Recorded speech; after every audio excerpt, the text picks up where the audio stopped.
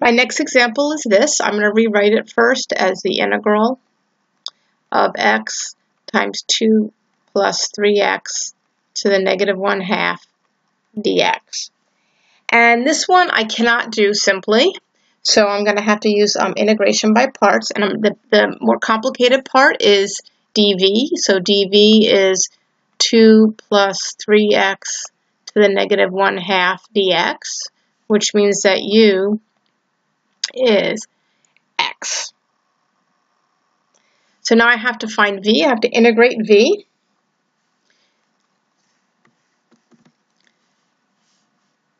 v equals 1/3 2 plus 3x to the positive 1/2 times 2. If I use u substitution, and u is 2 plus 3x, right?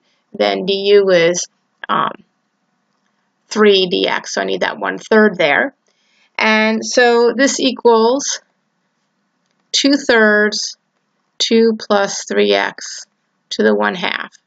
And du is dx. So now this is pretty easy. I have uv, so I have 2/3 x 2 plus 3x to the 1/2 minus v du. So I'll bring that 2/3 out. Integral of 2 plus 3x to the 1/2 dx.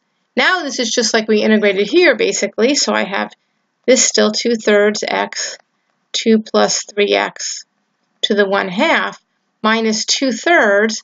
This is going to be 2 plus 3x to the 3/2. I need another 1/3 for that du there, so times 1/3, plus I need to divide by 3/2, so it's times 2/3, plus c. So if I make this all pretty, I have 2/3, I'm going to pull out 2/3 2 plus 3x to the 1/2 and see what I have left on inside. This one, all I have is an x. I took a 2/3 and that out, so I have plus 2/9 times 2 plus 3x plus c. And I can simplify this a little bit more. I can bring out a 1/9. So if I pull out a 1/9, this becomes 9x plus 2 times 2 plus 3x. And there's a 1/9 out here. I can multiply through. I have 4 plus 6x.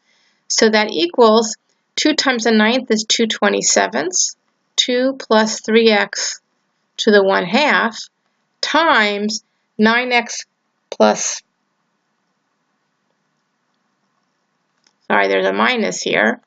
So it's minus 4x and minus 6x. So it's 9x minus 6x. So that's 3x minus 4, all plus c. Remember our minuses and our pluses.